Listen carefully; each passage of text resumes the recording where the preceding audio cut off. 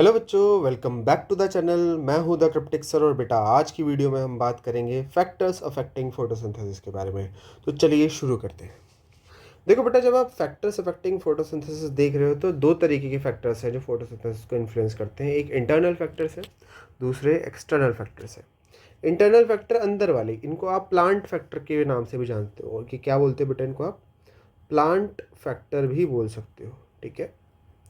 और जो external factor है इसको आप एनवायरमेंटल फैक्टर भी बोल सकते हो, एनवायरमेंटल फैक्टर भी बोल सकते हो, ठीक है। ये चीज़ आप ध्यान रखना।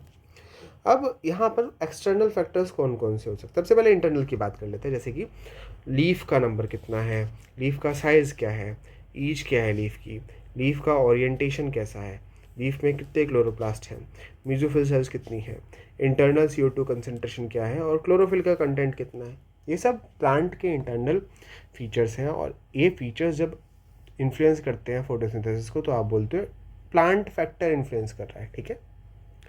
दूसरा बेटा, दूसरे तरीके के जो फैक्टर्स होते हैं उनको आप एनवायरमेंटल फैक्टर्स बोल रहे हो, एक्सटर्नल फैक्टर्स होते हैं जिसमें आता है लाइट, CO2 की कंसनट्रेशन, टेम्परेचर और वाटर, ठीक है। चार फैक्टर्स हैं और यही चार फैक्टर आपको पढ़ने हैं, ठीक है। अब यहाँ पर बेटा एक लॉ दिया गया था ब्लैकमैन्स लॉ ऑफ लिमिटिंग फैक्टर के नाम से। देखो यहाँ पर आपको दिख रहा है ना कि फोटोसिंथेसिस को इन्फ्लुएंस करने वाला एक अकेला फैक्टर तो नहीं है ना, बहुत सारे फैक्टर्स इन्वॉल्व हैं। और जब भी कोई केमिकल या बायोकेमिकल प्रोसेस को एक से ज़्यादा फैक्टर्स इन्फ्लुएंस कर रहे होते हैं तो रेट उस फैक्टर पे डिपेंड करता है जो कि सबसे कम है, ठीक है। यहाँ पे लिखा भी है, जब एक केमिकल या बायोकेमिकल प्रोसेस को अफेक्ट किया जा रहा है मल्टीपल फैक्टर्स के द्वारा, then the rate will be determined by the factor that is nearest to its minimal value. Rate वही फैक्टर डिटरमाइन करेगा जो अपनी मिनिमल वैल्यू के सबसे पास है, सबसे जो भी सबसे कम होगा ना उसी पे रेट डिपेंड करता है, ठीक है। आगे बढ़ते हैं। अब आगे बेटा एक एक फैक्टर को डिस्कस कर लेते हैं। सबसे पहले हमारे पास फैक्टर आता है लाइट। जो लाइट है बेटा उसमें तीन एस्पेक्ट्स होते हैं। सबसे पहले आते हैं लाइट की क्वालिटी। क्वालिटी में आप बात कर लेते हो वेवलेंथ की। अब बेटा वेबव्यूअर में जो स्पेक्ट्रम है उसमें 400 से लेकर 700 नैनोमीटर तक की लाइट है ना। अब उसमें कौन सी लाइट में सबसे ज़्यादा फोटोसिंथेसिस दिखता है, कौन सी में सबसे कम दिखता है, वो हमने पहले देखा है। जैसे कि जो रेड और ब्लू लाइट है वहाँ पे मैक्सिमम रेट ऑफ फोटोसिंथेसिस होता है, लेकिन जो ग्रीन लाइट है वहाँ पे मिनिमम रेट ऑफ फोटोसिंथेसिस होता है, सबसे कम फोटोसिंथेसिस देखने को मिलता है, ठीक है। दूसरी तरफ लाइट का ड्यूरेशन, दूसरा एस्पेक्ट है बेटा लाइट का ड्यूरेशन, कितने समय के लिए लाइट है वहाँ पर। तो बेटा ये जो लाइट का ड्यूरेशन है वो अफेक्ट नहीं करता फोटोसिंथेसिस को, अफेक्ट नहीं, रेट को नहीं अफेक्ट करता, लेकिन ये ओवरऑल फोटोसिंथेसिस को अफेक्ट करता है। आप इस तरीके से समझो कि आपने स्विच ऑन करा, पंखा चला, और जब तक आप स्विच ऑन रखोगे पंखा चलेगा। आपने जैसे ही स्विच ऑफ करा पंखा बंद हो गया। तो जैसे ही लाइट आई फोटोसिंथेसिस चालू हो गया। जब तक लाइट रहेगी फोटोसिंथेसिस चलता रहेगा, जैसे ही लाइट बंद फोटोसिंथेसिस बंद हो गया। लेकिन अगर आपको बेटा उस पंखे के अगर एग्जाम्पल है, पंखे का स्पीड बढ़ाना है तो आपको रेगुलेटर से कंट्रोल करना पड़ेगा, स्विच से कंट्रोल नहीं कर पाओगे, है ना।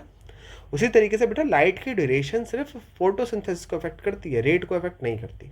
अगर आप लाइट ज़्यादा देर के लिए दोगे तो फोटोसिंथेसिस ज़्यादा होगा, अगर आप लाइट थोड़े समय के लिए दोगे तो फोटोसिंथेसिस भी कम होगा। सिंपल एज दैट, ठीक है। और बेटा इसके बाद तीसरा फैक्टर होता है जिसको आप बोलते हो लाइट की इंटेंसिटी। अब बेटा लाइट की इंटेंसिटी लिमिटिंग फैक्टर हो भी सकती है, नहीं भी हो सकती है। जैसे कि अगर लाइट की इंटेंसिटी कम है, कम लाइट इंटेंसिटी है, लो लाइट इंटेंसिटी है, अगर लाइट कम है तो लाइट एक लिमिटिंग फैक्टर की तरह काम कर रहा है। तो जैसे जैसे आप लाइट बढ़ाओगे वैसे वैसे रेट भी बढ़ता चला जाएगा। दूसरी तरफ आप बोल रहे हो कि लाइट ऑलरेडी ज़्यादा है। अब अगर लाइट ऑलरेडी ज़्यादा है तो लाइट ऑलरेडी पहले से ज़्यादा है ना, तो इस टाइम पे लिमिटिंग फैक्टर कोई और होगा। तो जब लाइट ज़्यादा होती है तो लाइट लिमिटिंग फैक्टर नहीं है, और लिमिटिंग फैक्टर नहीं है तो इसको बढ़ाने से या घटाने से रेट चेंज नहीं होगा। जब आप बोल रहे हो कि लाइट लिमिटिंग, जब आप लाइट की इंटेंसिटी कम है तो आप बाकी सारे फैक्टर्स के कंपैरिजन में बोल रहे हो कि बाकी सारे फैक्टर्स के कंपैरिजन में देखा जाए तो लाइट की इंटेंसिटी बहुत कम है, और इसी वजह से सबसे कम फैक्टर कौन हो गया, लाइट की इंटेंसिटी। तो लाइट की इंटेंसिटी पर रेट डिपेंड करेगा, लेकिन बाकी सारे फैक्टर्स के कंपैरिजन में लाइट की इंटेंसिटी बहुत ज़्यादा है। अब ज़्यादा है तो उस टाइम पे लाइट एक लिमिटिंग फैक्टर की तरह काम नहीं कर रहा है, तो रेट भी लाइट पर डिपेंड नहीं करता है। जैसे यहाँ पर दिख रखा है बेटा हेलियोफाइट्स। हेलियोफाइट्स ऐसे प्लांट्स होते हैं जो सन में रहते हैं। अब जो प्लांट सन में रह रहा है तो क्या उसके पास लाइट की कभी कमी होगी, नहीं होगी। अगर कमी ही नहीं है तो लाइट उसके पास लाइट एक लिमिटिंग फैक्टर हो ही नहीं पाएगा, है ना। दूसरा, स्कायोफाइट्स होते हैं। स्कायोफाइट्स कौन से होते हैं बेटा? शेड लविंग होते हैं, जो छाया में रहना पसंद करते हैं। क्या इनके पास लाइट की कमी हो सकती है? हो सकती है। और अगर लाइट की कमी हो सकती है तो इसमें लाइट एक लिमिटिंग फैक्टर की तरह काम कर सकता है। ठीक है, तो यहाँ लाइट एक लिमिटिंग फैक्टर की तरह काम करता भी है। अब बेटा एक ग्राफ दे रखा है जिसमें एक्स एक्सिस पे लाइट की इंटेंसिटी है और वाई एक्सिस पे फोटोसिंथेसिस के रेट को दिखा रखा है। अब यहाँ पे अगर आप इस ग्राफ को ध्यान से देखोगे तो यहाँ दिखा रखा है कि यहाँ पे लाइट इंटेंसिटी बिल्कुल जीरो, धीरे धीरे धीरे धीरे आप लाइट इंटेंसिटी बढ़ा रहे हो, बढ़ा रहे हो, बढ़ा रहे हो, बढ़ा रहे हो, बढ़ा रहे हो। ठीक है, एक्स एक्सिस बढ़ रहा है ना, जैसे जैसे मैं आगे बढ़ रहा हूँ तो एक्स एक्सिस भी बढ़ रहा है, वाई एक्सिस भी बढ़ रहा है। तो बेटा जब लाइट इंटेंसिटी कम थी इस पॉइंट पर तो लाइट एक लिमिटिंग फैक्टर था। अब धीरे धीरे धीरे धीरे लाइट बढ़ा रहे हो तो लाइट, जैसे जैसे लाइट की इंटेंसिटी बढ़ रही है वैसे वैसे रेट भी बढ़ता चला जा रहा है। लेकिन एक पॉइंट आया जिसमें लाइट की इंटेंसिटी बढ़ाने पर उतना रेट नहीं बढ़ रहा है। ठीक है, इसको एक ट्रांजिशन पॉइंट कहते हो। ट्रांजिशन पॉइंट किस किस के बीच का? देखो बेटा वो पता समझ में आएगा जब आप सी को समझोगे। देखो अब यहाँ पर जैसे ही आप सी पे आए तो क्या देखने को मिल रहा है कि आप लाइट की इंटेंसिटी तो बढ़ा रहे हो लेकिन रेट ऑफ फोटोसिंथेसिस नहीं बढ़ रहा है। ठीक है, तो आपने क्या देखा? ए पे लाइट इंटेंसिटी बढ़ा रहे हो, रेट बढ़ रहा है। बी पे क्या दिखा? इंटेंसिटी बढ़ाई बट उतना रेट नहीं बढ़ा। सी पे क्या दिखा बेटा? रेट बिल्कुल भी नहीं बढ़ा। यही हो रहा है ना? तो यहाँ पर आप क्या बोल रहे हो कि एक पे लाइट बढ़ाने पर रेट बढ़ रहा था, मतलब लाइट लिमिटिंग फैक्टर की तरह काम कर रहा था। सी पे लाइट बढ़ाने पर रेट नहीं बढ़ रहा, मतलब लाइट एक लिमिटिंग फैक्टर की तरह काम नहीं कर रहा है। और बी एक ट्रांजिशन पॉइंट की तरह काम कर रहा है क्योंकि बी उस पोर्शन को दर्शा रहा है जहाँ पे लाइट एक तरीके से बोल सकते हो कि लिमिटिंग फैक्टर होने का जो क्राइटेरिया है वो लूज करने वाला है। ठीक है, या फिर आप ये बोल सकते हो कि इस पॉइंट पर कोई दूसरा फैक्टर लिमिटिंग होने जा रहा है या किसी दूसरे फैक्टर के ये बराबर आ चुका है। ठीक है, अब बेटा ये वाला जो डी पॉइंट है इस पे आप देख रहे हो बेटा, इसको आप बोलते हो लाइट सैचुरेशन पॉइंट। क्या बोलते हो? लाइट सैचुरेशन पॉइंट बोलते हो। अब ये लाइट सैचुरेशन पॉइंट क्यों बोला जा रहा है डी को? देखो बेटा इस डी पॉइंट को अगर आप इस ग्राफ से मिलाओगे तो ये वाली लाइन आएगी। अब इस लाइन के आगे अगर एक्स एक्सिस पे मूव करोगे तो ये डायरेक्शन है। यहाँ पे आपने क्या देखा है कि लाइट इंटेंसिटी तो बढ़ रही है लेकिन रेट नहीं बढ़ रहा है ना?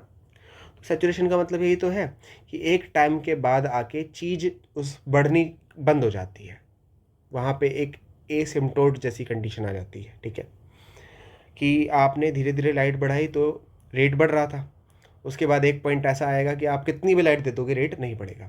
तो वो पॉइंट जिसके बियॉन्ड लाइट बढ़ाने पर रेट ना बढ़े उसी को आप बोलते हो लाइट सैचुरेशन पॉइंट। और ये लाइट सैचुरेशन पॉइंट कब अचीव होता है बेटा? जब 10% ऑफ टोटल सनलाइट रिसीव हो जाती है। 10% ऑफ ऑल सनलाइट रिसीव हो जाती है। जब 10% सनलाइट रिसीव हो जाएगी तब लाइट सैचुरेशन पॉइंट अचीव हो जाएगा। ठीक है, तो that was all about light.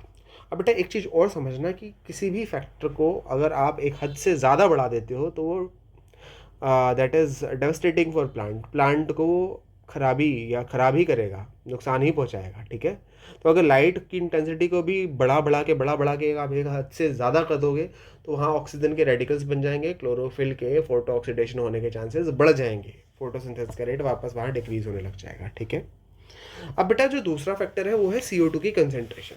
Second factor है CO2 की कंसेंट्रेशन। अब CO2 की कंसंट्रेशन को बोला गया है it is the most important factor, सबसे इंपॉर्टेंट फैक्टर है। जितने भी फैक्टर्स हैं उनमें सबसे इंपॉर्टेंट फैक्टर या सबसे मेजर फैक्टर कौन है? CO2 की कंसंट्रेशन। अभी एटमॉस्फेरिक CO2 कंसंट्रेशन, अभी करंट एनवायरनमेंट में CO2 की कंसंट्रेशन 0.03 से 0.04% है या फिर 0.03 से 0.04 ppm है। ठीक है, अब आप क्या करो, इस कंसंट्रेशन को बढ़ा के कितना कर दो? 0.05 कर दो। तो अगर आपने इस कंसंट्रेशन को बढ़ा के 0.05 कर दिया तो हो सकता है कि फोटोसिंथेसिस का रेट बढ़ जाए। It might be possible. ठीक है, अगर देखा जाए अगर CO2 को आप एक लेवल से बहुत ज़्यादा हाई कर दोगे तो हार्मफुल भी हो सकता है बेटा प्लांट के लिए वो। ठीक है, अब यहाँ पर हमने जब बोला कि 0.04 से बढ़ाकर 0.05 कर दो तो रेट ऑफ फोटोसिंथेसिस बढ़ सकता है, इसका मतलब क्या है बेटा? यहाँ पे 0.03 से मतलब है बेटा 300 ppm, 300 से 400 ppm या माइक्रो लीटर पर लीटर, ये मतलब है इसका। ठीक है, तो अभी 300 से 400 के बीच में प्रेजेंट है एनवायरनमेंट में। ठीक है, अब बेटा जिस तरीके से आपने लाइट सैचुरेशन पॉइंट पढ़ा था ना कि इस लाइट की इंटेंसिटी के बाद आप लाइट कितनी भी बढ़ा दो रेट नहीं बढ़ेगा, उसी तरीके से पढ़ते हो आप CO2 सैचुरेशन पॉइंट। कि इस पॉइंट तक CO2 बढ़ाओ और इसके बाद अगर CO2 कितनी ही बढ़ा दोगे रेट नहीं बढ़ेगा। तो बेटा C3 प्लांट्स के लिए वो CO2 सेचुरेशन पॉइंट आता है 450 माइक्रोलीटर पर लीटर पे। ठीक है, कितने पे? इट इज़ 450 माइक्रोलीटर पर लीटर, 450 पे। इट इज़ 450 माइक्रोलीटर पर लीटर, 450 पे आता है। C4 प्लांट के लिए कब आता है? 360 पर आ जाता है। ठीक है, अब मेरे को ये रेंज देखो, ये जो ऊपर वाली रेंज है ना, ये देखो 300 से 400 के बीच में है। अब बेटा आपके पास जो करंट एनवायरनमेंट में जो रेंज है वो कितनी है? 300 से 400 है। C4 प्लांट को सैचुरेट होने के लिए कितना चाहिए? 360 चाहिए। क्या 360 ऑलरेडी अवेलेबल है एनवायरनमेंट में? हाँ बिल्कुल है, इवन उससे ज़्यादा ही प्रेजेंट है। तो अगर एनवायरनमेंट जितना प्लांट को चाहिए उससे ज़्यादा ही प्रेजेंट है तो C4 प्लांट के लिए तो CO2 की कंसंट्रेशन एक लिमिटिंग फैक्टर की तरह काम नहीं करेगा, है ना। तो अगर आप CO2 की कंसंट्रेशन 500 तक भी बढ़ा दो तो क्या रेट बढ़ेगा? ऑब्वियस ही बात है, नहीं बढ़ेगा, क्योंकि 360 पर ही वो क्या हो चुका था? सैचुरेट हो चुका था। आप 370 करो, 80 करो, 90 करो, 400 करो या 500 तक कर दो, रेट बढ़ने वाला नहीं है। लेकिन जब आप C4 प्लांट्स की बात करते हो तो यहाँ पे सैचुरेशन कब आता है बेटा? 550 पे आता है, 450 पे आता है। करंट एनवायरनमेंट में CO2 की कंसंट्रेशन कितनी है मैक्सिमम? 400। अब सैचुरेट होने के लिए 450 चाहिए, करंट मैक्सिमम है 400, तो जितना चाहिए उतना है नहीं। तो जब आप CO2 की कंसंट्रेशन 400 से बढ़ाकर 500 कर दोगे तो रेट भी बढ़ेगा। और कब तक बढ़ेगा? जब तक सैचुरेशन पॉइंट अचीव ना हो जाए, मतलब 450 माइक्रोलीटर पर लीटर तक तो रेट बढ़ सकता है C3 प्लांट्स में। तभी बोला कि यहाँ पर बेटा जब आप कंसंट्रेशन बढ़ाओगे तो रेट बढ़ सकता है। किस में बढ़ेगा? C3 प्लांट्स में। किस में नहीं बढ़ेगा? C4 प्लांट्स में। ठीक है, तो यहाँ पे लिखा भी है कि प्रेजेंट एटमॉस्फेरिक कंसंट्रेशन किसके लिए लिमिटिंग फैक्टर की तरह काम कर रही है। अब लिमिटिंग फैक्टर की तरह काम वो ही कर सकती है ना जो जितनी चाहिए उतनी है नहीं एनवायरनमेंट में। जैसे यहाँ पर बेटा C3 प्लांट को 450 चाहिए, मैक्सिमम कितनी है? 400 है। C4 प्लांट को मैक्सिमम कितनी चाहिए? 350 चाहिए, लेकिन है एनवायरनमेंट में कितनी? 400 है, तो जितनी चाहिए उससे तो ज़्यादा ही प्रेजेंट है, तो C4 प्लांट के लिए लिमिटिंग फैक्टर नहीं है। एलिवेटेड, जब CO2 की कंसंट्रेशन को बढ़ाओगे तो रेस्पॉन्स क्या आएगा बेटा? तो C3 प्लांट का तो बहुत अच्छा रेस्पॉन्स होता है ना कि C3 आपने CO2 की कंसंट्रेशन बढ़ाई, C3 प्लांट का रेट ऑफ फोटोसिंथेसिस बढ़ गया, लेकिन C4 प्लांट का तो बढ़ ही नहीं रहा है। तो आप बोल सकते हो यहाँ पे मॉडरेट या वेरी लो इन्फ्लुएंस होता है एलिवेशन का CO2 का। ठीक है, यहाँ पे लिखा भी है कि अगर CO2 की कंसंट्रेशन को इंक्रीज कर दिया जाए 0.05 तक, तो मतलब क्या है, कहाँ किस कंसंट्रेशन तक लेके आना है बेटा? 400 तक थी, 400 से कहाँ लेके आना है? 500 माइक्रोलीटर पर लीटर पे लेके आओगे तो क्या होगा? जो फोटोसिंथेसिस का रेट है वो इंक्रीज होगा कौन से प्लांट्स में? C3 प्लांट्स में। लेकिन C4 प्लांट्स में ये रेट कैसा रहेगा? अनअफेक्टेड रहेगा। ये चीज़ आपको याद रखनी है। ठीक है, अब जब लाइट इंटेंसिटी CO2 दोनों को कंपेयर करते हैं बेटा, effect of light intensity, light intensity low है। अगर लाइट की इंटेंसिटी लो है तो बेटा लाइट एक लिमिटिंग फैक्टर होगा, उस टाइम पे CO2 इन लिमिटिंग फैक्टर नहीं है। और अगर लाइट लिमिटिंग फैक्टर है तो लाइट को चेंज करने से रेट चेंज होगा, CO2 को चेंज करने से रेट चेंज नहीं होगा। तो अगर लाइट लिमिटिंग फैक्टर है तो increasing CO2 will have little effect on both C3 and C4 plants. ठीक है, तो लाइट अगर लिमिटिंग फैक्टर की तरह काम कर रहा है तो आप CO2 को कितना बढ़ा लो, रेट बहुत ज़्यादा चेंज होने वाला नहीं है, चाहे आप C3 प्लांट्स की बात करो चाहे आप C4 प्लांट्स की बात करो। लेकिन अगर लाइट की इंटेंसिटी ज़्यादा है, लाइट की इंटेंसिटी जितनी चाहिए उससे तो ज़्यादा ही है, लाइट की इंटेंसिटी ज़्यादा है ना, प्लांट को तो बहुत कम चाहिए होता है, 10% ही चाहिए होता है, ऑलरेडी उससे ज़्यादा प्रेजेंट है, तो लाइट इस केस में तो एक लिमिटिंग फैक्टर की तरह काम नहीं कर रहा। तो इस केस में कौन काम कर सकता है बेटा? कोई दूसरा फैक्टर करेगा, जैसे मान लो CO2 कर रहा है। तो अगर CO2 की कंसंट्रेशन को इंक्रीज करोगे तो रेट ऑफ फोटोसिंथेसिस भी क्या हो जाएगा? इंक्रीज हो जाएगा। तो लो लाइट इंटेंसिटी पर CO2 कंसंट्रेशन बढ़ाने पर रेट पर इफेक्ट नहीं पड़ता, लेकिन हाई लाइट इंटेंसिटी पर CO2 की कंसंट्रेशन बढ़ाने पर रेट पर इफेक्ट पड़ता है। ठीक है, ये चीज़ आप ध्यान रखना। इसके बाद बेटा एक चीज़ और कि जो C3 प्लांट्स होते हैं, जैसे आपने ये जो आपने देखा ना कि CO2 की कंसंट्रेशन बढ़ा दो तो रेट ऑफ फोटोसिंथेसिस बढ़ जाता है C3 प्लांट्स में, और अगर रेट ऑफ फोटोसिंथेसिस बढ़ गया तो ईल्ड भी बढ़ जाएगी। तो इस चीज़ को आप एक्सप्लॉइट कर सकते हो C3 प्लांट्स में। C3 प्लांट्स जैसे कि टोमेटो हो गया, पोटैटो हो गया, बेल पेपर हो गया, इसको आप ग्रीन हाउस कंडीशन में उगाओ, और ग्रीन हाउस कंडीशन में CO2 की कंसंट्रेशन ज़्यादा रखो। ज़्यादा रखोगे तो बेटा रेट बढ़ेगा, और रेट बढ़ेगा तो ईल्ड भी बढ़ेगी। ठीक है, आगे बढ़ते हैं बेटा। तीसरा जो फैक्टर है हमारे पास दैट इज टेम्परेचर। अब बेटा टेम्परेचर किस चीज़ को इन्फ्लुएंस करता है? बेटा ये एंजाइम काइनेटिक्स को इन्फ्लुएंस करता है, ये एंजाइम्स को इन्फ्लुएंस करता है। हमारे पास दो रिएक्शन होती है, एक डार्क रिएक्शन होती है और एक लाइट रिएक्शन होती है। डार्क रिएक्शन हैविली डिपेंडेंट है एंजाइम पे, ज़्यादा एंजाइम इन्फ्लुएंस होता है यहाँ पर, लेकिन लाइट रिएक्शन में तो बहुत ही कम एंजाइम का इन्फ्लुएंस होता है। ठीक है, अब जहाँ ज़्यादा एंजाइम का इन्फ्लुएंस है, ज़्यादा एंजाइम इन्वॉल्व है, वहाँ पे बेटा टेम्परेचर का इफेक्ट भी ज़्यादा होगा। ठीक है, मोर इफेक्ट ऑफ टेम्परेचर। लेकिन जहाँ एंजाइम कम है वहाँ टेम्परेचर का इफेक्ट भी कम होगा, सिंपल सी साइंस। ठीक है, अब बेटा C3 प्लांट्स और C4 प्लांट्स को कंपेयर करें तो दोनों का टेम्परेचर ऑप्टिमम अलग अलग होता है। हर प्लांट का टेम्परेचर ऑप्टिमम अलग अलग होता है, मतलब किस टेम्परेचर पे वो सबसे अच्छे तरीके से काम कर सकते हैं। जैसे अगर C3 प्लांट की बात करें तो ये लोअर टेम्परेचर ऑप्टिमम होता है, मतलब कम टेम्परेचर पे ये ऑप्टिमली काम कर सकते हैं। ठीक है, लेकिन C4 प्लांट का हाई टेम्परेचर ऑप्टिमम होता है, मतलब इनको हाई टेम्परेचर चाहिए। जैसे आपने देखा था ना, C3 प्लांट्स कहाँ पाए जाते हैं? टेम्परेट रीजन में 20 से 25 डिग्री सेल्सियस। C4 प्लांट कहाँ पाए जाते हैं? Dry tropical region. कितना टेम्परेचर? 30 से 45 डिग्री सेल्सियस टेम्परेचर के बीच में कहीं पाया जाएगा, है ना। तो बेटा C4 प्लांट हाई टेम्परेचर पे ज़्यादा अच्छे से काम कर सकते हैं, C3 प्लांट लो टेम्परेचर पे ज़्यादा अच्छे से काम कर सकते हैं। तो यहाँ लिखा भी है high rate of photosynthesis, high temperature. जब हाई टेम्परेचर होगा तो C4 प्लांट का रेट ऑफ फोटोसिंथेसिस भी ज़्यादा होगा। लेकिन अगर हम बात करें C3 प्लांट्स को हाई टेम्परेचर दोगे तो क्या होगा? तो बेटा C3 प्लांट्स के केस में अगर हाई टेम्परेचर दिया तो रेट ऑफ फोटोसिंथेसिस कम हो जाएगा। ठीक है, दूसरी चीज, optimum temperature for photosynthesis is also dependent on habitat. Plant किस जगह पाया जा रहा है उस पर भी तो डिपेंड करेगा कि ऑप्टिमम टेम्परेचर कितना है उस प्लांट का फोटोसिंथेसिस के लिए। जैसे कोई प्लांट अगर ट्रॉपिकल रीजन में पाया जाता है और एक ऐसा प्लांट है जो टेम्परेट रीजन में पाया जाता है, जो प्लांट ट्रॉपिकल रीजन में पाया जा रहा है वहाँ पे बेटा टेम्परेचर ज़्यादा है, तो उसका ऑप्टिमम कैसा होगा? टेम्परेचर ऑप्टिमम भी ज़्यादा होना चाहिए। टेम्परेट रीजन में पाए जाने वाले प्लांट बेटा, टेम्परेट रीजन में टेम्परेचर कम होता है, तो बेटा टेम्परेट रीजन में पाए जाने वाले प्लांट का ऑप्टिमम टेम्परेचर भी कैसा रहा होगा बेटा? कम रहा होगा। ठीक है, तो ये चीज़ आपको ध्यान रखनी है टेम्परेचर के बारे में कि टेम्परेचर एंजाइम्स को इन्फ्लुएंस करता है। इसके बाद बेटा वाटर, तो हमारा सबसे लास्ट फैक्टर है जो इन्फ्लुएंस करता है फोटोसिंथेसिस को, that is water.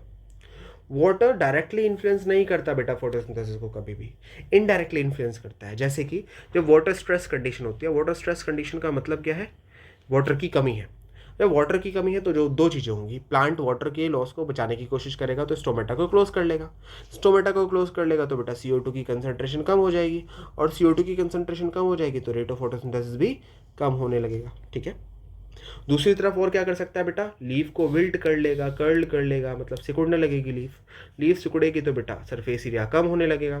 Surface area कम होने लगेगा तो लाइट इंटेंसिटी कम हो जाएगी और मेटाबॉलिक एक्टिविटी भी कम हो जाएगी, और इन दोनों की कमी की वजह से फोटोसिंथेसिस का रेट भी कम हो जाएगा। ठीक है, तो आप देख रहे हो कि वाटर डायरेक्टली तो इन्फ्लुएंस नहीं कर रहा, लेकिन हाँ इनडायरेक्टली रेट ऑफ फोटोसिंथेसिस को इन्फ्लुएंस करने की पूरी काबिलियत रखता है।